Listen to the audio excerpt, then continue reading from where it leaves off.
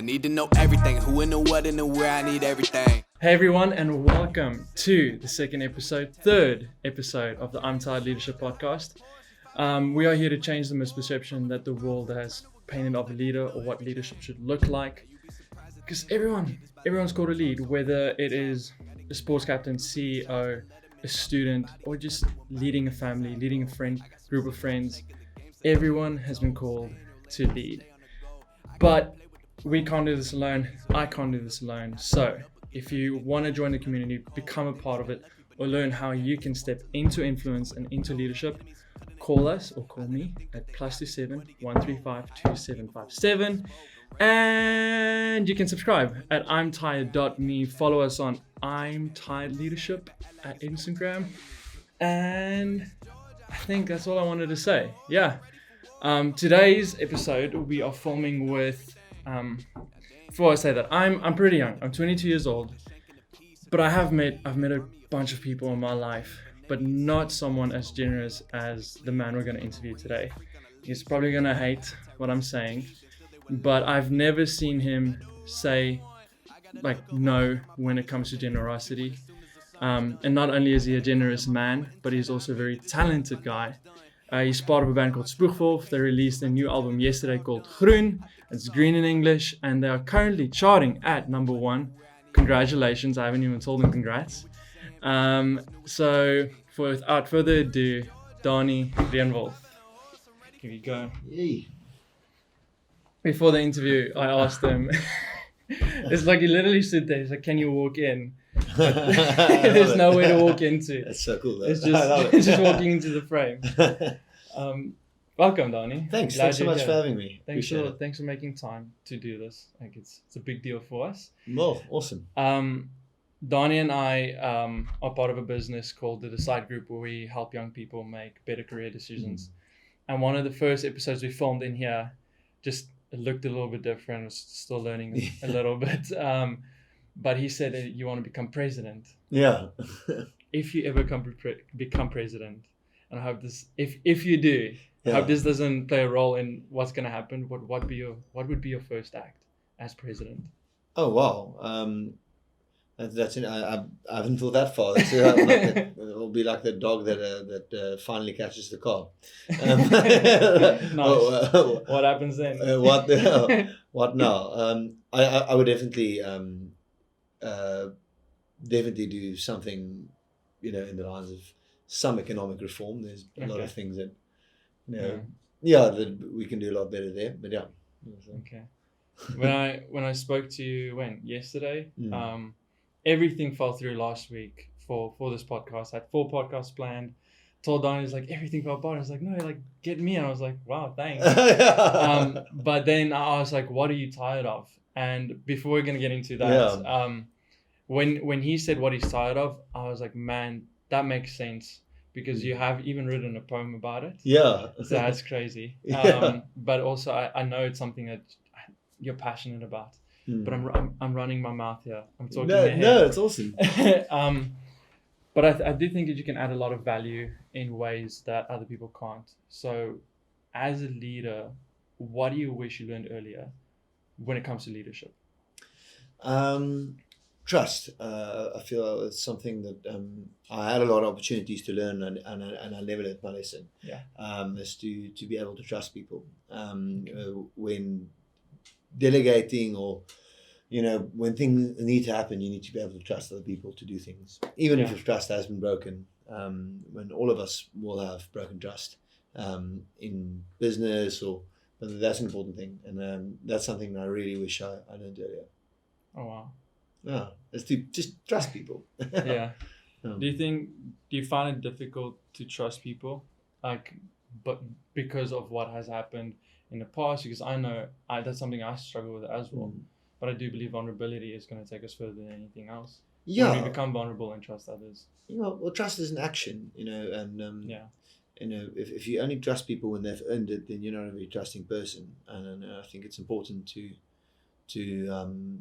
go out there and actively trust people. Yeah. And when you have a business, to make an effort to trust, and in so doing, be a better delegator. Yeah. And I think true. that helps a lot in building businesses. Yeah. I wrote a thing the other day speaking about trust, and what I've experienced when it comes to trust is encouragement.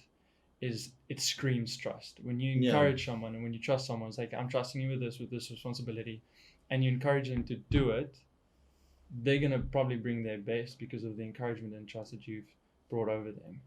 I think I've even seen that with you. Well, I saw that post of yours, and it got me thinking as well that encouragement and trust almost builds more trustworthiness. And to put it in plainer terms, if you trust someone, you make them more trustworthy. It's true. and in school, you might remember this. You would do the best in the subjects that teachers told you were good at.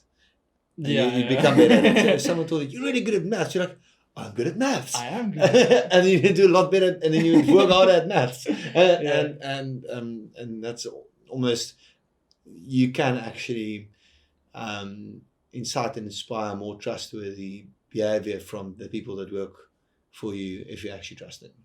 Wow. Who's been your biggest influence as a leader? In the world? In the world, person that you know, person that you don't know, who's influenced you the most? I'm incredibly inspired by Barack Obama. Have you read his new book? Yeah. I think we've spoken about it. Like it was my least favorite of everything that he's written. I felt that he's, I feel like he's become a little bit bitter, but I really still really admire him as a leader. And then Bruce Springsteen. You love Bruce Springsteen. Yeah, but for the same reasons. These are two very resilient people, and they lead by default. They don't try to lead. Their lifestyles, inspire people, and that's awesome. Okay. I think you're like, I want to say this, but I'm going to try and say it in the right way. But I know many people that your life also screams encouragement, just because of the person you are, how you carry yourself, how you do life. And I've told you, like, even one of my friends have said, like, you inspire him to even be a better person. He doesn't even see you on a daily. But I think it's just with the generous heart that you do life with.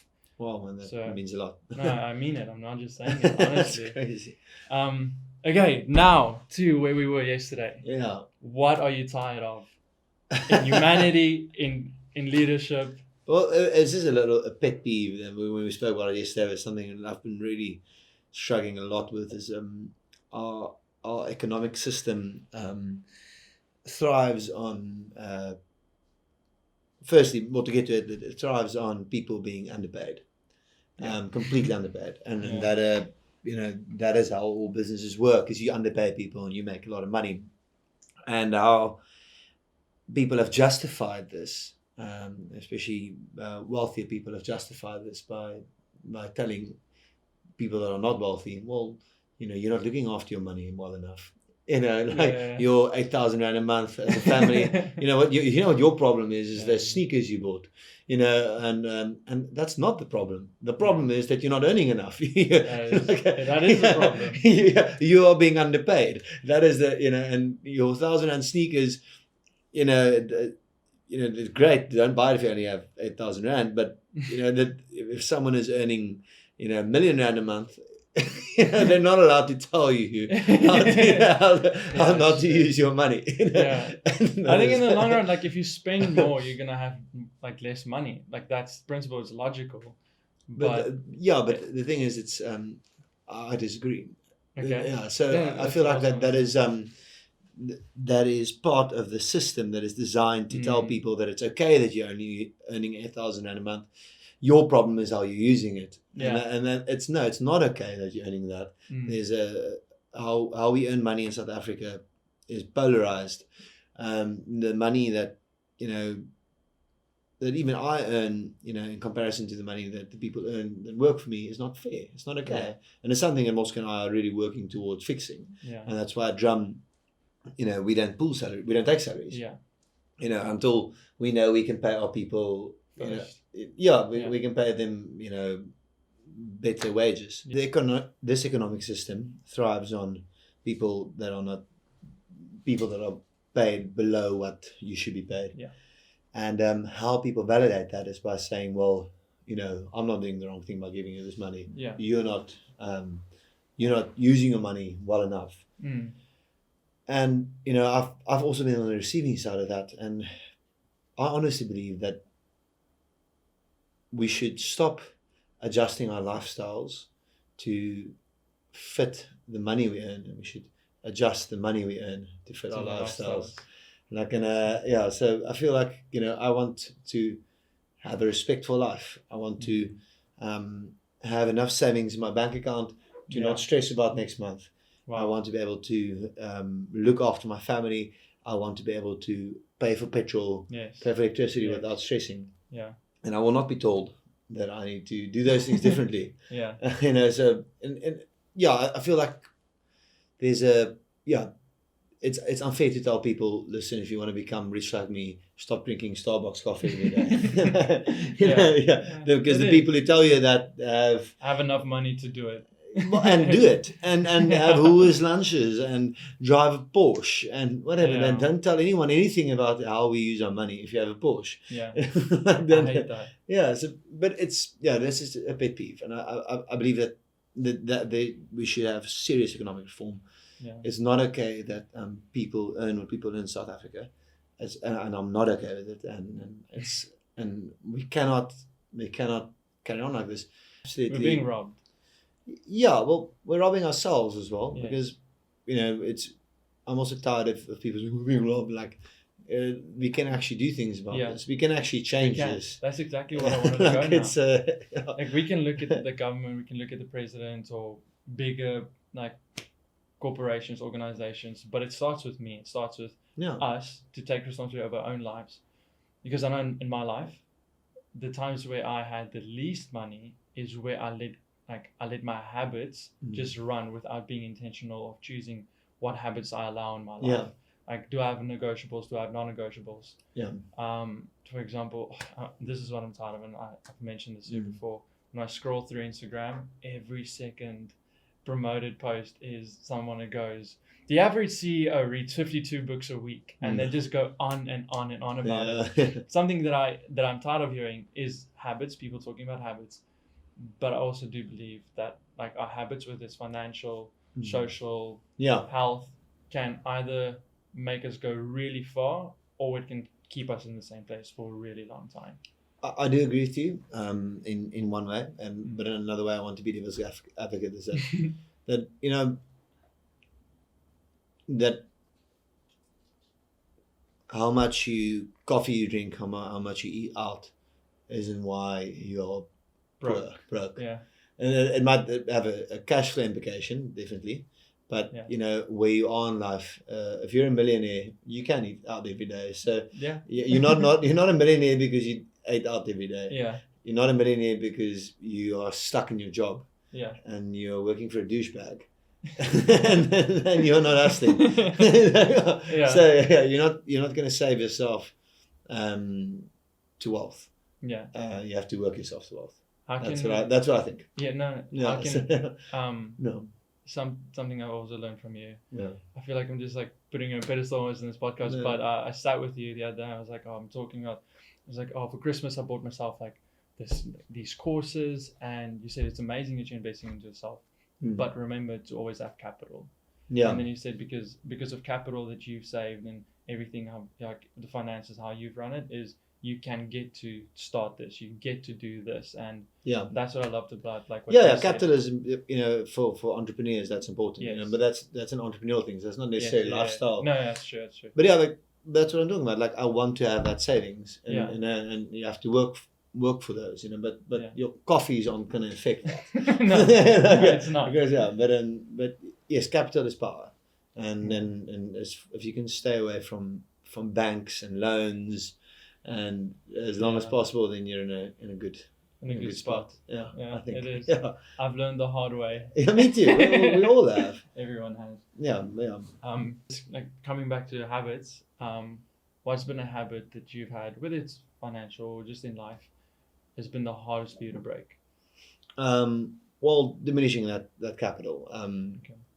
For instance, I do believe that you should have as much coffee as your heart desires, and you should have, eat out, and that in fact it keeps the economy going. Yeah. But things that I've really that can hurt your ability to reinvest is, as watches. like one you have on. No, this is actually a humble one. Okay. Yeah. So like I've definitely You think you've had enough? well, I give them away, so I don't have them even. Like I give them. You do give them away. Yeah, so that's the problem. But yeah, so I'm not. Yeah, so I've decided not to. Not to do it anymore. Yeah, watches are out now. Yeah. So I'm wearing my trusty Seiko, which is one of the first ones I ever bought. And I didn't get. Yeah, so then that's it. Yeah, so. You and Damien, Danie Reënwolf, he's one of our friends, and I'll get him on the podcast. Yeah. You guys are two of the most generous people that I've met. Not only is like, oh yeah, I'll get the coffee for you, I'll get this. Like people say, oh, nice jacket, and he's like, oh, do you want it? Or nice watch, and it's like, oh, here you go. Yeah. Do you think your generosity plays a role in how you feel about this? Because you're passionate about people, passionate about like making sure the economy is good for everyone. Do you think your generosity plays a role in what you are tired of? Well, it's a loaded question because it relies on the premise that I would have to think that I'm generous, and I don't think so. Yes. But but I I'm very thankful for the compliment. Okay. I appreciate that. Yeah. I'm not sure how it affects how I feel, but it does affect how you act. Obviously, affects what happens to you, and then there's an old saying, you can't receive with a closed hand. So it's a cliche, but like I do believe in giving more than receiving. And not because in the end you'll receive more, just because it's good to give, and it's not good to have, and it's not I think it's important to live streamlined and not have a lot of things, and minimalism almost. Minimalism, yeah. It's and not because there's some ulterior motive or that it'll enable you to be more wealthy or whatever. It's just better to have less things. I think better to eat less, better to have less assets. Just have less, eat less, be less, and be a little bit more part of your community and try to be king. Okay. Wow. Yeah. So. Yeah. I think that's what generosity is you don't try to be king. Yeah. Like you're king in the shadows, basically. Yeah. It's like you put yourself second. Yeah. Example, this is a pet peeve. Whenever Danie is the co-owner of a restaurant, Drum, and my biggest pet peeve is like when I want to go sit down, there's not a chair. I can go get a chair myself. Yeah. And then you always insist that you go get it, and I feel so bad. No, but that's like generosity. You put your preferences, you put it second, and you put someone else's first, and that's cool. I appreciate that. Yeah. So again, back to habits. You do a lot. You have a lot on your plate. Whether it's with a band, restaurant, being an entrepreneur, making time with friends, family, whatever. What habits what has helped you prioritize and do life in a healthy way? Well, honestly, the person in my life at the moment, Melissa, has helped me a lot with prioritizing, but taking things less seriously, I think, has been the biggest weapon in my arsenal. It's a new weapon, but not taking things seriously really enables you to do a lot more. Okay. If you don't really care what happens, if you just work hard and do your work, but have that, like lockdown. I mean, one of our businesses lost a lot of money, and others did well. But if we were emotionally affected by the one business that lost a lot of money, if I didn't have Melissa in my life now, I would have probably not been we've not been. We would have probably had to close our doors. Okay. But being emotionally unaffected by something enables you to actually, with clarity, Make a handle decision. handle it and sit it through. Accountability, like you said, with Melissa in your life. How can we apply accountability for someone else to help us be accountable for what we've set out to do, what we've set out to become? How do we ask someone to help us be accountable? Because that's hard. That is a good question. And I'm in a very lucky position that I never asked anyone. She was just this person that like a big storm of grace came over my life, and It's amazing. So, but that is a good question. I think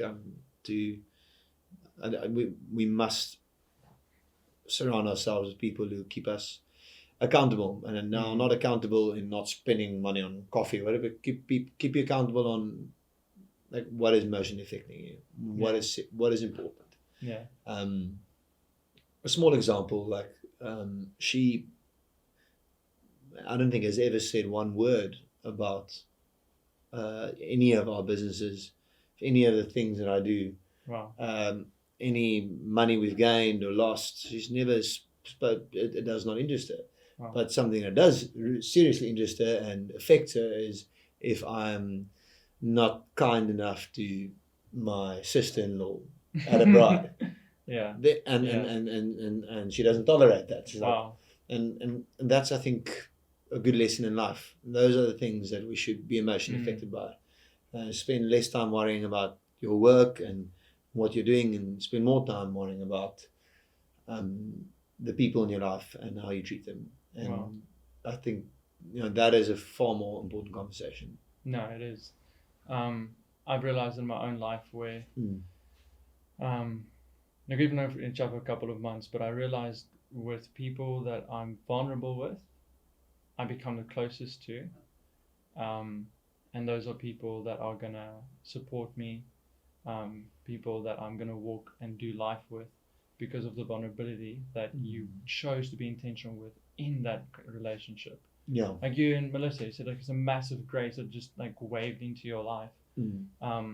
And that's probably run into like being vulnerable with each other. It's like, and I think in any relationship, vulnerability and accountability is going to take us further than anything. Yeah. So if we do want someone to keep us accountable, become vulnerable. Wow. Bob Goff said, you'll be amazed by the depth of a person in front of you if you match the vulnerability that you're seeking.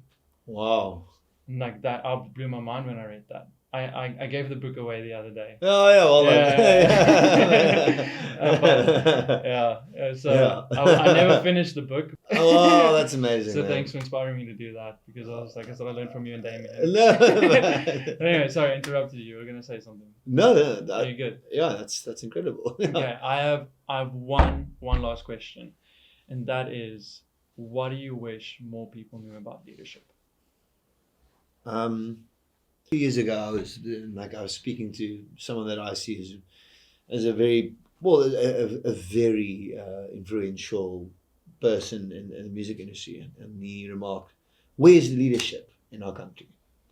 And I don't know why it affected me so much, but I was so angry that he asked that, and it took me a long time to process it. But I'm not okay with that question. I'm not okay with where's the leader. Yeah. I feel like we all and you're reiterating it quite a lot in the work you do, in the podcast that I've listened so far.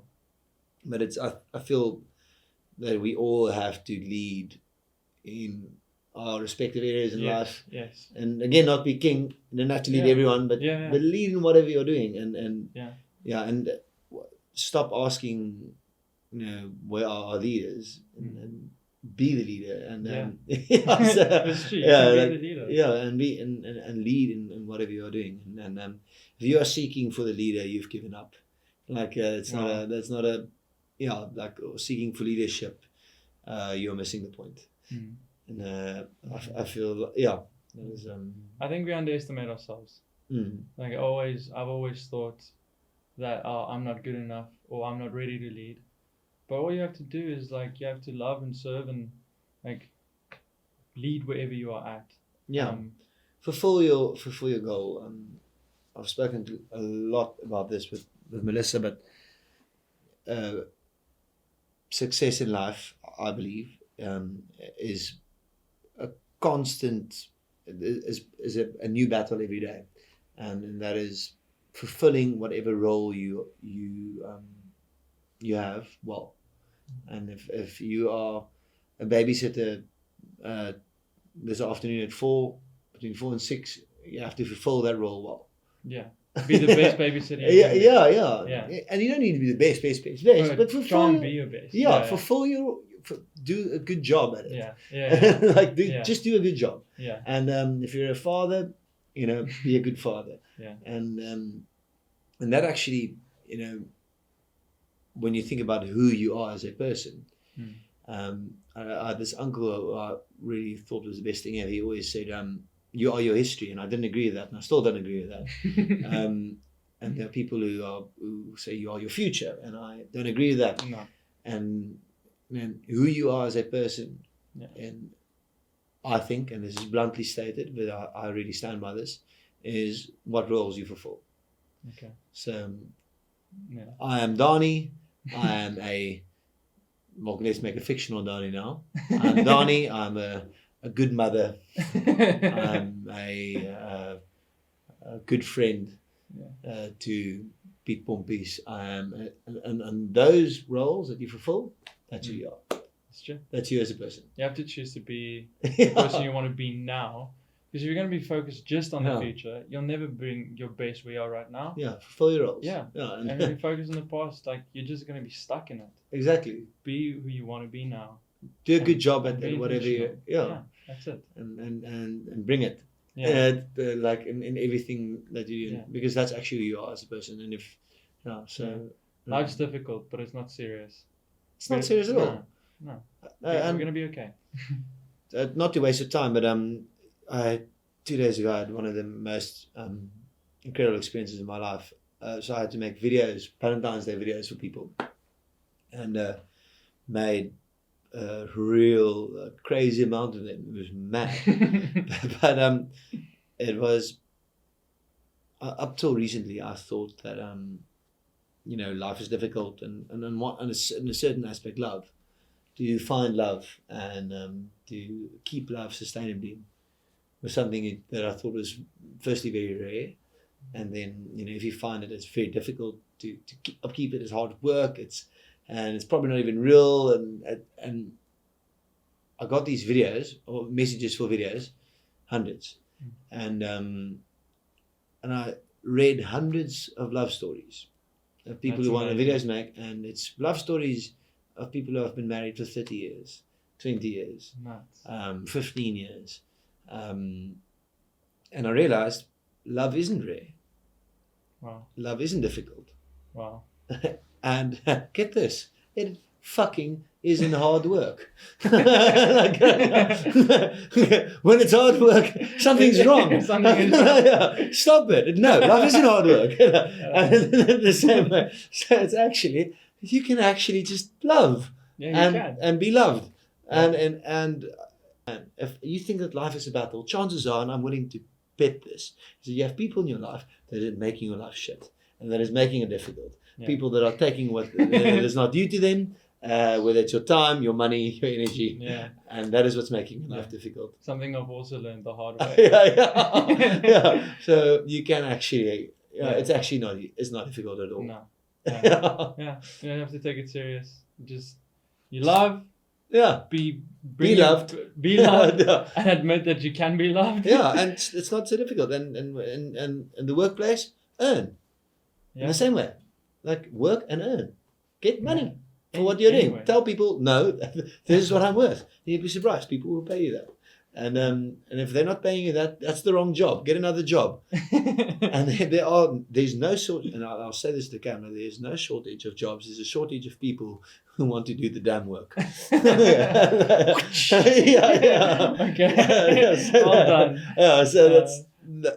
I know we said this is the last question, but it's been a couple of minutes. But this isn't a question. But I was talking to one of my friends the other day about this, and something that struggle to admit when it comes to like love and relationships, whether it's in the business world or just on a friendship level. And I guess it's just my personal life is, or my personal preference, so to say, is I struggle to work.